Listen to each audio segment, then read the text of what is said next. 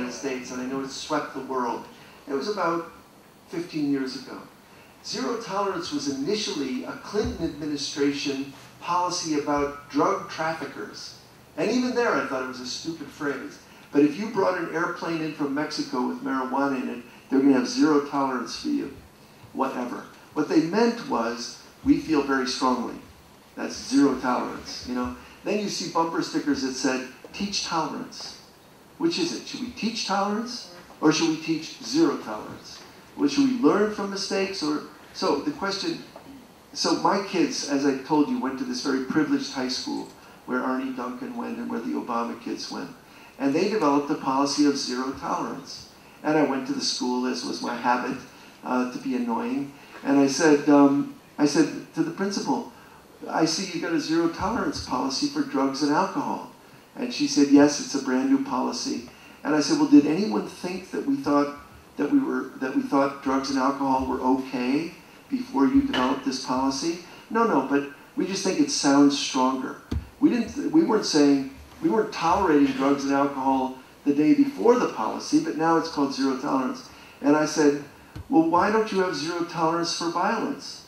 Why don't you have zero tolerance for guns, which in the Chicago Public Schools they do? And she said, well, we don't have a problem with violence here.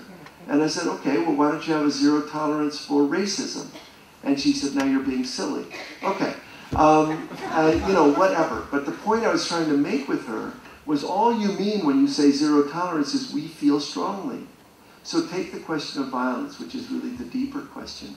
It seems to me that schools should be places that try to develop a culture of conflict resolution and nonviolence. Absolutely. We should try to develop that culture.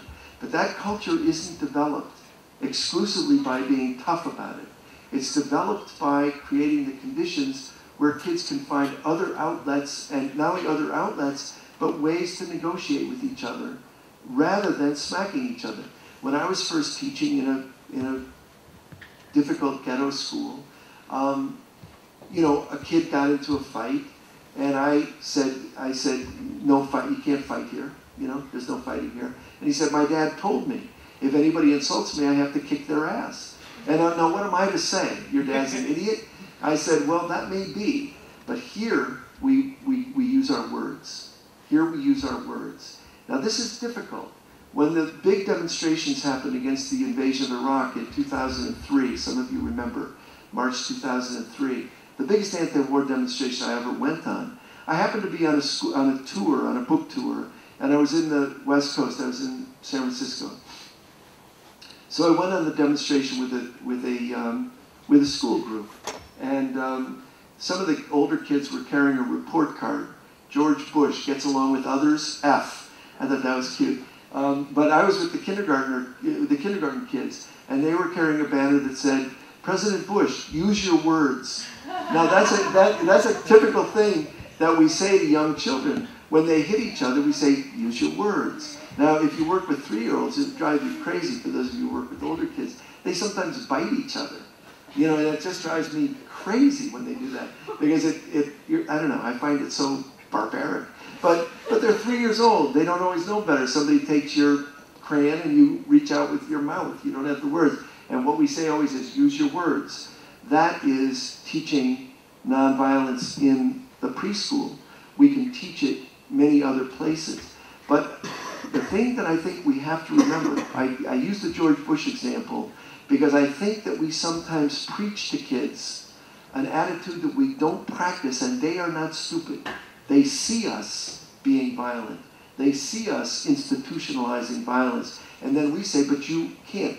They see us repressing their freedom of speech to question, for example, and then saying, we're free, we have free speech, but not you. If you say that, you're going to be kicked out of school, and so on. So these are kind of, that's part of the contradiction. The other part of the contradiction, it gets back to the question of what kind of classroom should we create. There's a wonderful African-American poet in Chicago named Gwendolyn Brooks, who was a neighbor of mine and passed away a decade ago. And Brooks wrote a poem called Boy Breaking Glass.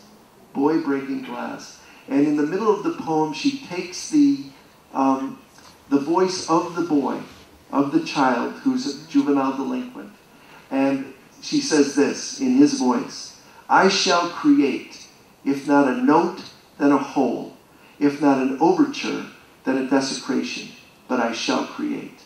And I believe that that kind of sums up what many of us feel about ourselves, but it certainly sums up adolescence. I am going to make a statement. Give me the creative vent. Let me be a poet. Let me be a street artist. Let me be a gardener. And I'll go that way.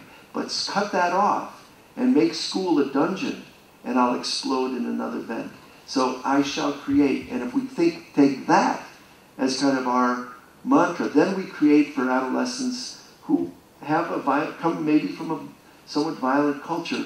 We create poetry slams. We create mural projects. We create in Detroit at the Catherine Ferguson Academy, a school for pregnant girls. We create not just gardens but farms. We create opportunities for them to create, because adolescents, among other things, like 2-year-olds, 13-year-olds, want to broaden their base of affiliation. They want to create, and if we shut that down, bad things happen.